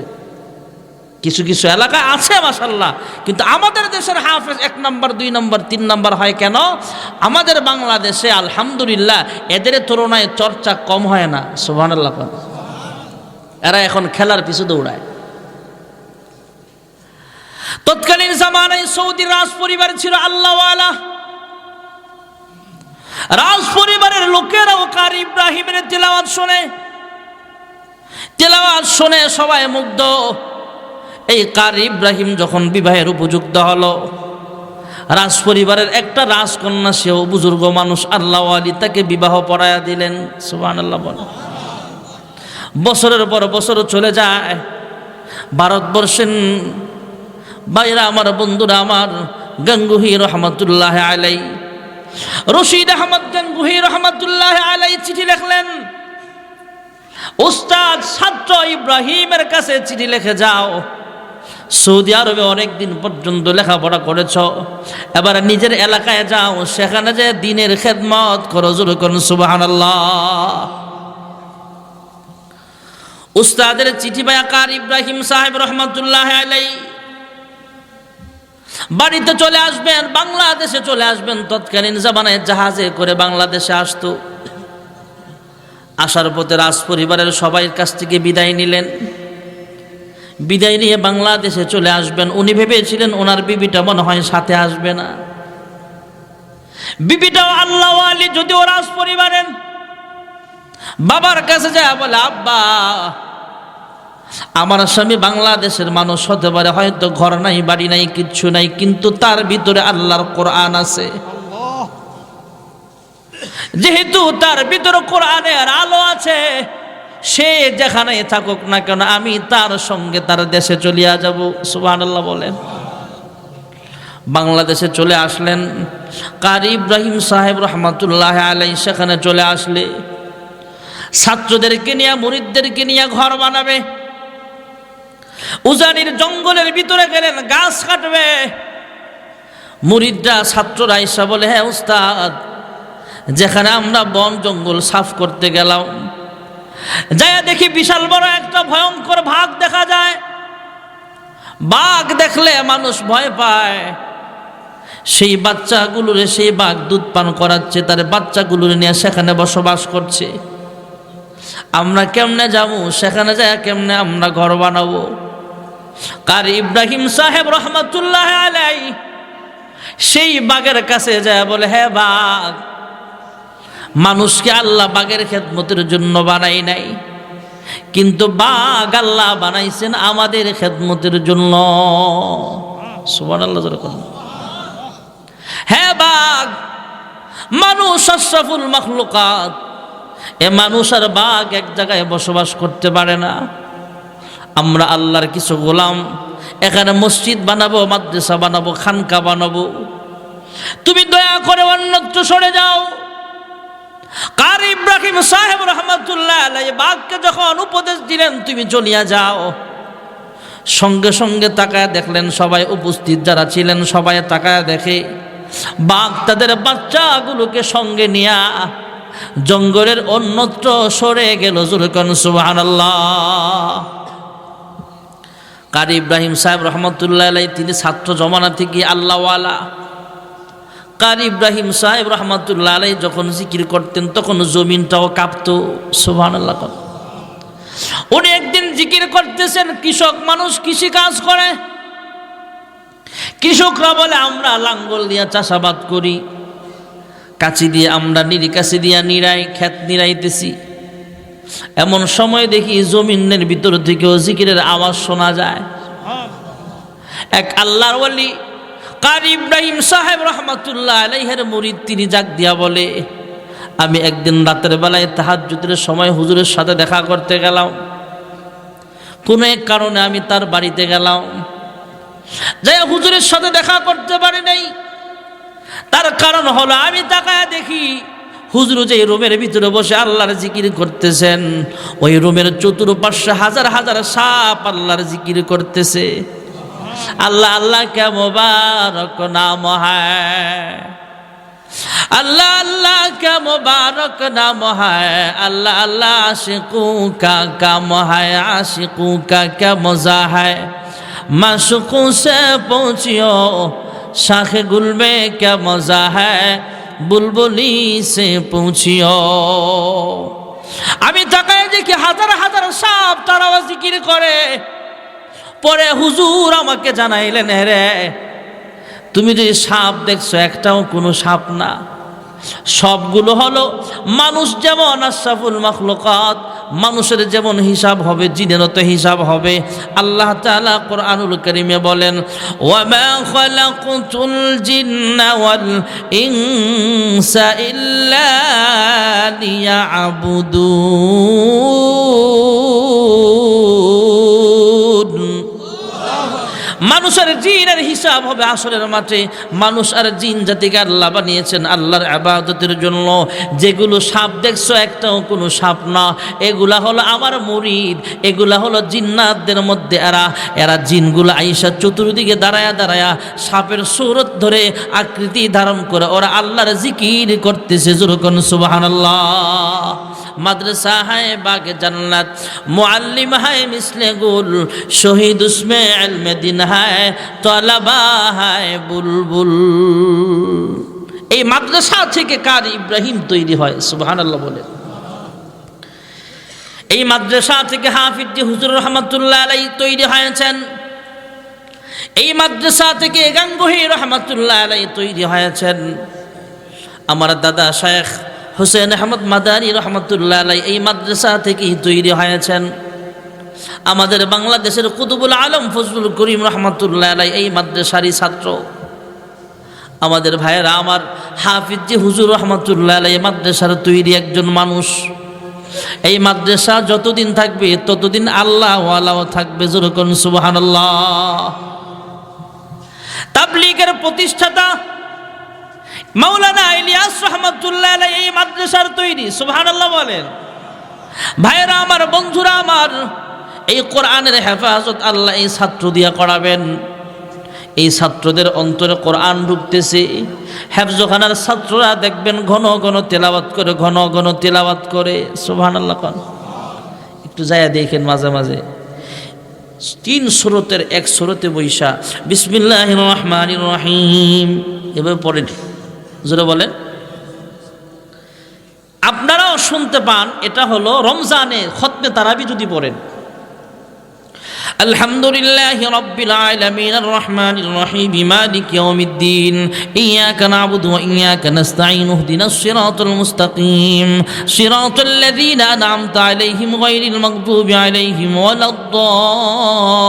الضالين بسم الله الرحمن الرحيم تبارك الذي بيده الملك وهو على كل شيء قدير الذي خلق الموت والحياة ليبلوكم أيكم أحسن عملا وهو العزيز الغفور الذي خلق 7 سماوات طباقا ما ترى في خلق الرحمن من تفاوت فارجع البصر هل ترى من فطور এমন ঘন ঘন তিলাওয়াত জোরে করে আসনা নাই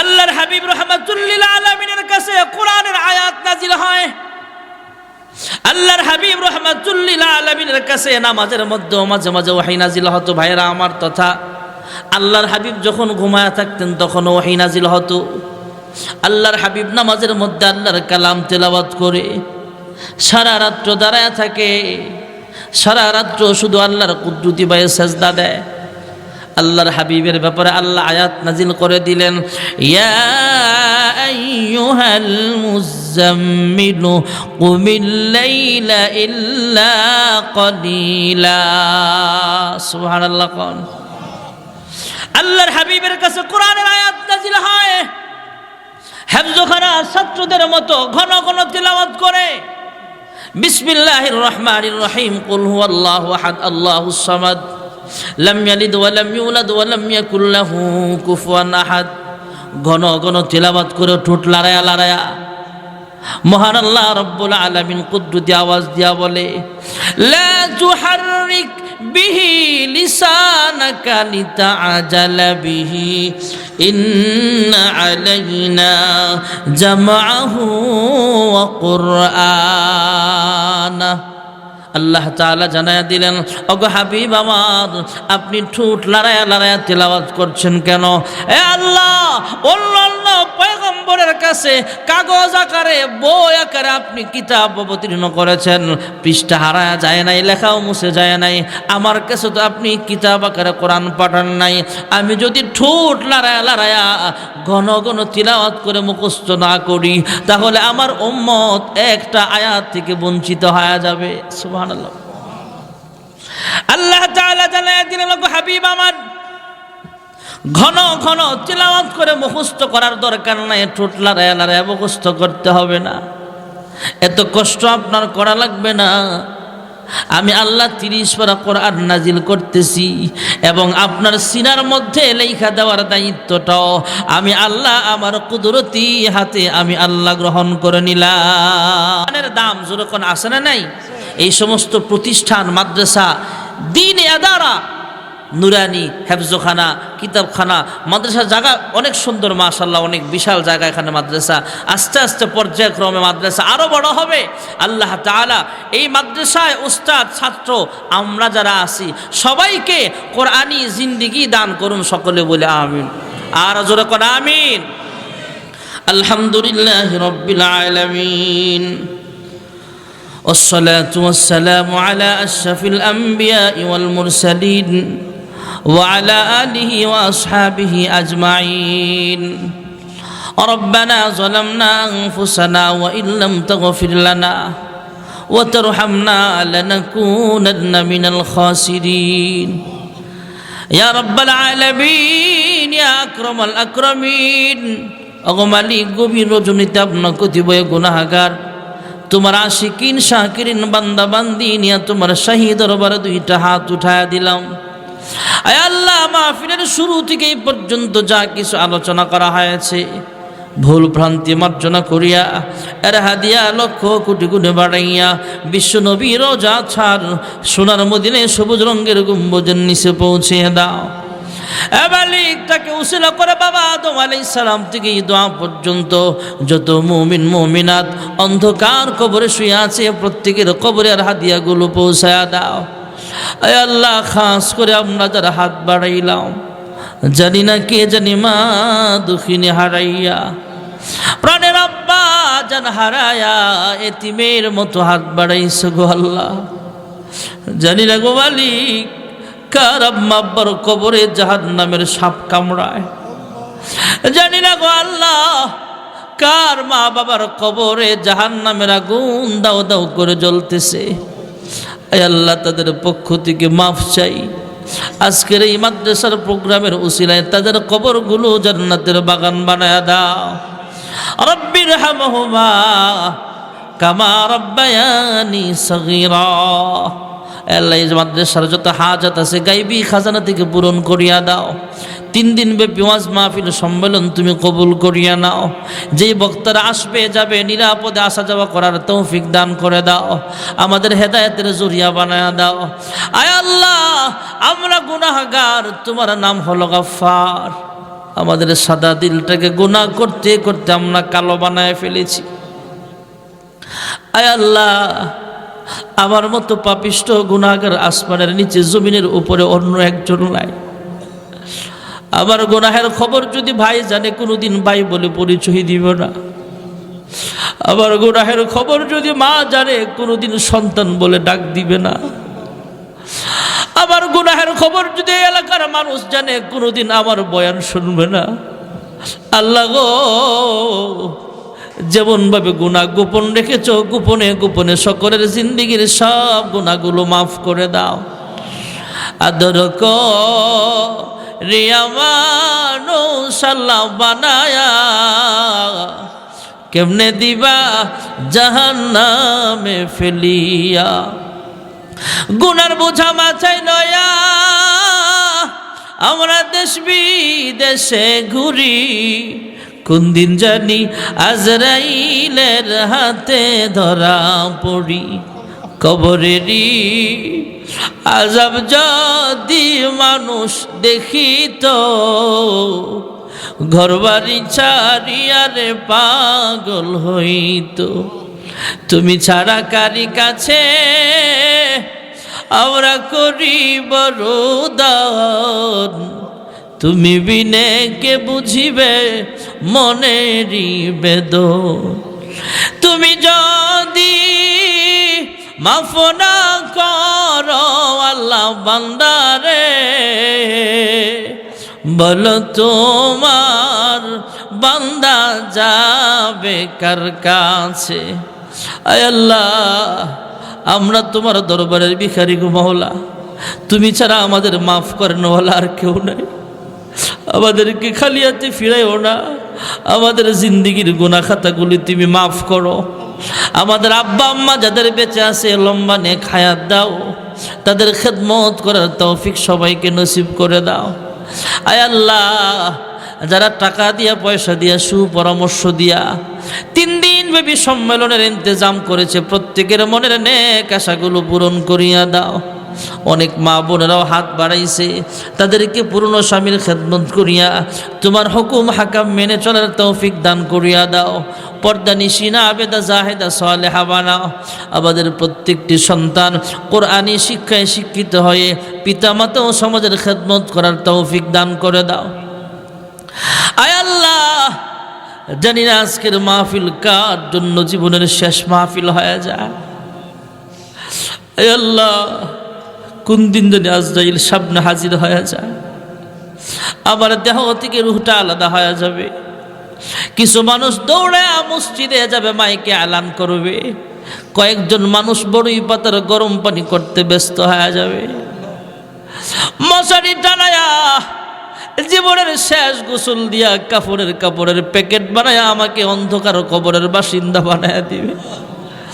আয় আল্লাহ, কাপড়ের প্যাকেট হওয়ার আগে ইহরামের 2টা কাপড়ে নিজেকে জড়ায়া লব্বাইক লব্বাইক বলে বলে তোমার খানায় কাবার সামনে হাজিরা দেওয়ার তৌফিক দান করো। আয় আল্লাহ, মক্কার মানুষ কত ভাগ্যবান, মন চাইলে মক্কাতুল মুকাররমার সামনে চলে যায়। মদিনার মানুষ কত ভাগ্যবান, মন চাইলে মদিনাতুল মুনাওয়ারায় চলিয়া যায়। আমরা কপাল পোড়া 6000 কিলোমিটার দূরের মানুষ, কিন্তু মন চায় বারবার মক্কা মদিনায় যাইতে। আয় আল্লাহ, বারবার মক্কা মদিনায় জিয়ারত নসিব করিয়া দাও। আল্লাহ অনেকে অসুস্থ শিফা দান করো, যারা অভাবে আছে অভাব অনটনগুলো দূর করিয়া দাও, যারা ঋণগ্রস্ত আছে ঋণ পরিশোধ করার তৌফিক দান করো। অনেক ছেলে মেয়ে বিবাহের উপযুক্ত কিন্তু বিয়ে হয় না, আয় আল্লাহ নেককার পাত্র পাত্রীর ব্যবস্থা করিয়া দাও। অনেকের বিবাহ হয় কিন্তু সন্তান হয় না, আয় আল্লাহ তুমি একমাত্র সন্তান দেওয়ার মালিক, নেক সন্তানের বাবা মা হিসাবে কবুল করিয়া নাও। আল্লাহুম্মা ইহফাজনা মিন কুল্লি বালাইদ দুনিয়া ওয়া আযাবিল আখিরাহ ওয়া তাওফানা মুসলিমা ওয়া আলহিকনা বিস সালিহিন। সুবহানা রাব্বিকা রাব্বিল ইজ্জাতি আম্মা ইয়াসিফুন ওয়া সালামুন আলাল মুরসালিন ওয়ালহামদুলিল্লাহি রাব্বিল আলামিন। ওয়ারহামনা মা'হুম বিরহমাতিকা ইয়া আরহামার রাহিমিন। আসসালামু আলাইকুম।